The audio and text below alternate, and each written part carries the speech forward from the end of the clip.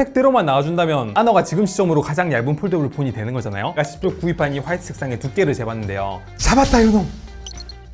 안녕하세요, 테크몽입니다. 이번 영상에서는 세계 최고 폴더블 폰에 대한 얘기를 한번 해보려고 해요. 삼성에서도 이제 갤럭시 폴드 7을 출시했고, 아너라는 브랜드에서 이 매직 V5를 출시해서 얘가 제품 공개할 때부터 아주 폴드 7을 대놓고 막 저격을 했더라고요. 이걸 또 가만히 보고 있을 제가 아니죠. 2026년 8월 지금 현 시점 기준으로 최고의 폴더블 폰에 대해서 지금부터 한번 얘기해 보도록 할게요. 이 아너 매직 V5는요, 전작인 매직 V3의 후속작이에요. V5의 전작이 V4가 아니라 V3라고? 중국은 4라는 발음이 중국 사자랑 좀 비슷해가지고 제품 이름에 붙는 4는 부정탄다고 대부분 안 써요. 제가 작년에 이 매직 V3 리뷰했을 때요, 그때 약간 분위기가요, 한국 테크 유튜버가 중국 폴더블 폰을 리뷰해? 이거는 진짜 처맞을 각오를 해야 됐어요. 근데 제가 이번 매직 V5를 중국에서 여기로 가져오는데 비용이 한 220만 원 정도 들었거든요. 제가 왜 이렇게 하냐면요, 늘 말씀드리는 거, 이거 여러분이 사라고 이 영상 만든 거 아닌 거 이제는 알고 계시죠? 여러분들이 이런 글로벌 트렌드를 알아야 삼성이 앞으로 더 좋은 제품 만들기 위해서 노력을 할 거고, 그럼 그런 제품들 우리가 더 쓸 수 있게 되는 거라고 저는 생각하거든요. 그래서 그렇게 욕먹어도 제가 이런 영상 만드는 거니까 양해 부탁드릴게요. 자, 그럼 본격적으로 제품에 대해 알아볼 건데요. 일단 이 아너 매직 V5는요, 색상에 따라서 무게랑 두께가 다릅니다. 화이트 색상이 다른 색상보다 더 얇고 가벼워요. 이렇게 색상별로 두께와 무게를 다르게 했던 거는 전작인 매직 V3 때도 마찬가지였는데요. 이렇게 하는 이유는 아마 아너가 제품 출시할 때 전 세계에서 가장 얇은 폴더블 스마트폰 타이틀을 따내기 위해서 일부 소량 모델 한정으로 이렇게 얇게 만들려고 하는 것 같거든요. 그래서 이 매직 V5가 나오기 전에 스펙 기준으로 가장 얇은 폰은 여기 있는 폴드 7이랑 오포 파인드 M5가 약 8.9mm였는데 아너가 이 화이트 색상 한정으로 8.8mm로 내놓으니까 스펙대로만 나와준다면 아너가 지금 시점으로 가장 얇은 폴더블 폰이 되는 거잖아요. 그래서 제가 사온 모델도 이렇게 화이트 색상이거든요. 근데 제가 이걸 좀 측정을 해보니까 잡았다 요놈! 이거는 뻥 스펙이었습니다. 제가 이걸 좀 더 깊게 파보니까 아너가 이렇게 뻥 스펙으로 홍보한 거는 이번이 처음이 아니었어요. 상습범이었습니다. 이번 아너 매직 V5의 두께랑 무게는요, 아이보리 화이트 색상 기준으로 8.8mm에 217g, 나머지 색상은 9mm에 220g이에요. 근데 제가 직접 구입한 이 화이트 색상의 두께를 재봤는데요, 두께는 무려 9.3mm나 나왔고요, 무게는 224g이 나왔습니다. 이 두께랑 무게가 다 스펙보다 많이 나왔고, 무엇보다 아너가 화이트 색상이 더 얇고 가볍다고 했는데 제가 가진 제품의 측정 결과를 보면 두께나 무게가 화이트가 아니라 일반 모델 스펙처럼 나왔어요. 보호필름 때문인가? 아니요. 보호필름의 두께랑 무게를 제가 직접 재봤는데 필름의 무게가 대략 1g, 두께가 0.07mm가 나와서 이 숫자를 빼면요, 두께는 화이트 모델이 아니라 대략 일반 모델 기준으로 스펙이 나오고, 무게는 그래도 조금 오버가 되는데 내부에 또 보호필름이 있으니까 그것까지 떼어내면 대략 제 화이트 모델은 기본 모델의 두께와 스펙을 가지고 있다는 얘기입니다. 그러니까 이 화이트 색상이 두께가 8.8mm로 폴드 7보다 더 얇다, 이거는 거짓말이라는 얘기가 됩니다. 그럼 아너가 이런 조작을 한 게 이번이 처음이냐? 아니요. 매직 V3 전작에도 똑같은 짓을 했습니다. 전작인 매직 V3는 스펙상 두께가 블랙 모델 기준으로 9.2mm, 다른 색상은 9.3mm로 색상별로 똑같이 차이가 있었는데요. 제가 직접 이 제품의 두께를 재보면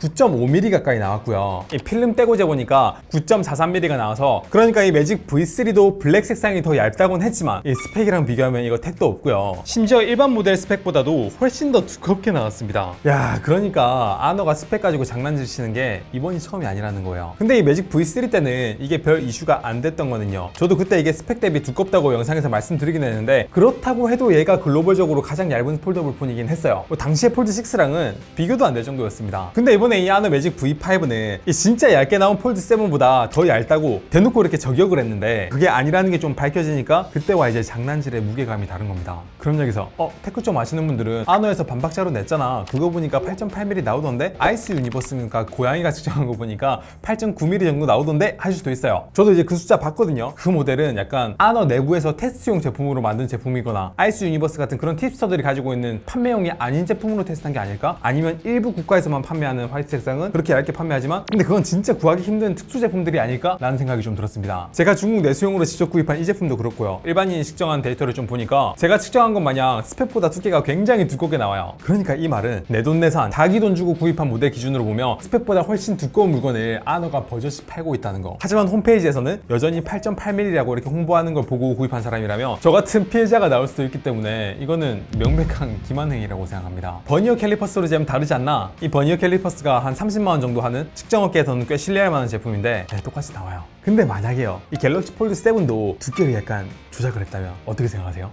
잠깐만 테크몬 그만 책임질 수 있어? 하실 수도 있는데 결론부터 말씀드릴게요. 제가 측정한 거 기준으로 말씀드리면 갤럭시 폴드 7도 일부 두께에 조작이 있습니다. 근데 여기서 오해하시면 안 되는 게요, 삼성이 한 조작은 좋은 쪽으로 보수적으로 두께를 잡았다는 거고요, 아너하고 달라요. 제가 가지고 있는 폴드 7은요 삼성전자한테 대여받은 이 모델 번호 SMF966U1으로 미국 언락 모델 하나가 있고요, 나머지 하나는 한국에서 제가 직접 구입한, 제가 직접 쓸 용도로 구입한 모델이 있거든요. 근데 보시는 것처럼 두 제품은 무게도 다르고요, 그리고 두께도 다릅니다. 미국 제품은 거의 두께가 스펙대로 약 8.8mm 정도 나오고요, 한국 제품은 그보다 조금 더 얇은 8.7mm에 가까운 숫자가 나오는 거예요. 그럼 왜 이렇게 미국 제품이랑 한국 제품이랑 두께랑 무게 차이가 날까요? 미국 제품은 우리나라 제품이랑 내부 통신 칩을 포함한 일부 사양 차이가 있어서 이런 걸로 보이는데요. 근데 중요한 거는요, 삼성은 글로벌 시장의 두께를 발표할 때 더 두꺼운 제품 기준으로 발표를 했다는 거고, 아너는 약간 시중에 팔지도 않는, 일반인이 구하기도 힘든 그런 제품 기준으로 스펙을 발표했다는 게 결정적인 차이입니다. 그러니까 엄밀히 말하면 삼성은, 제가 아까 조작이란 말을 쓰긴 했는데 좀 더 정확하게 말씀드리면 두께를 보수적으로 잡은 거고요, 아너는 진짜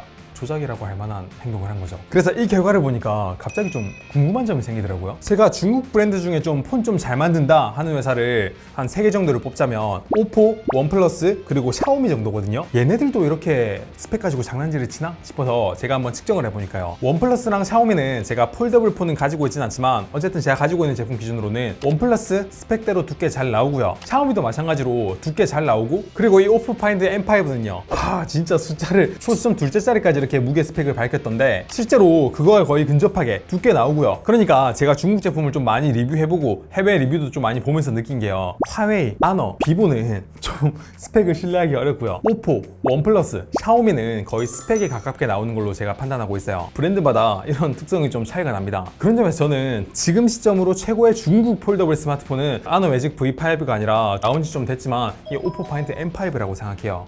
오해하실까봐 말씀드리면 중국 기준으로요, 글로벌 폴더블 폰 중에 최고는 제가 지금부터 좀 더 비교해보고 여러분들께 답을 말씀드리도록 할게요.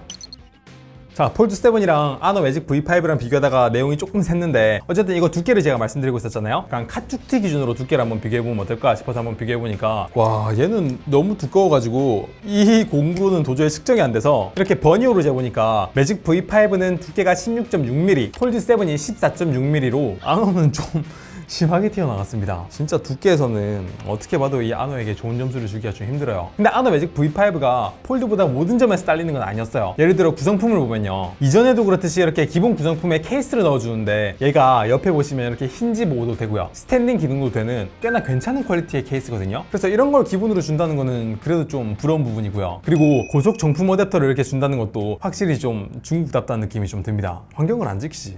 그리고 또 기본 구성품에 외부에 이렇게 보호 필름이 붙어 있고요, 또 이렇게 내부 보호 필름에 저반사 AR 처리가 된 거, 그리고 기본 구성품은 아니지만 따로 펜을 구입하면 여기에서 뭐 필기를 할 수가 있고, 중국 폰은 실리콘 카본 대용량 배터리가 제공이 돼서 이렇게 배터리 용량이 굉장히 크다는 것도 이 제품이 폴드 7보다 좀 나은 점이에요.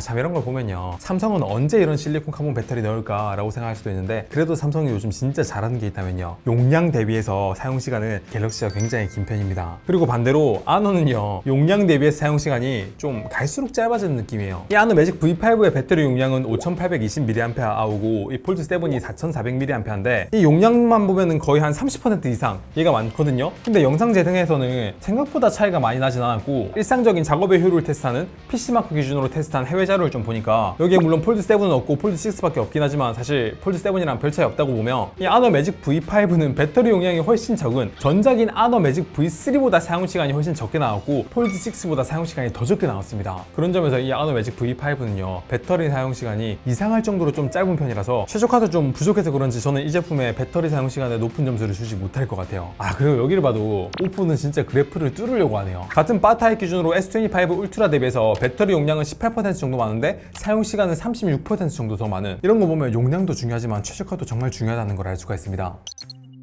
자, 그럼 이제 두 제품의 게임 성능이랑 발열도 한번 비교해 볼 건데요. 사실 이 폴드 7이 아너 매직 V5보다 훨씬 더 얇고 가벼우니까 이 폴드 7의 성능이 아너 매직 V5랑 비슷하기만 해도 저는 선방했다 라고 말씀드릴 수 있을 것 같았는데, 일단 벤치 기준으로 보니까 아너는 오포처럼 컷칩을 쓰진 않았는지 점수가 스냅드래곤 8 엘리트답게 나오긴 하거든요. 근데 그래도 폴드 7보다는 좀 떨어졌고요. 그래픽 테스트도 마찬가지 폴드 7이 벤치마크 기준으로 성능이 더 잘 나왔어요. 그럼 이제 게임은 어떠냐? 가장 고사양 게임이고 폰마다 해상도가 좀 비슷한 붕괴 스타레일 기준으로 좀 비교를 해보면요, 평균 프레임은 폴드 7보다 아너 매직 V5가 조금 더 높거든요. 근데요, 온도가 수면 기준으로 아너가 1.5도 더 높았는데 문제는 전면 기준으로요, 아너가 갤럭시보다 약 5도나 높은 50도를 기어이 넘어버렸습니다. 그리고 이게 카메라 괜찮나 싶을 정도로 카메라 부분의 온도가 굉장히 높게 나왔어요. 진짜 게임을 하면서 이렇게 만져보면 아니 진짜 뭐 이렇게 만들었나 싶을 정도로 뜨거워요. 제가 지난 영상에서 보여드린 것처럼 이 오포 파인드 M5 같이 좀 잘 만든 제품은 앞뒤 온도가 한 45도, 46도 이 정도로 잘 잡거든요.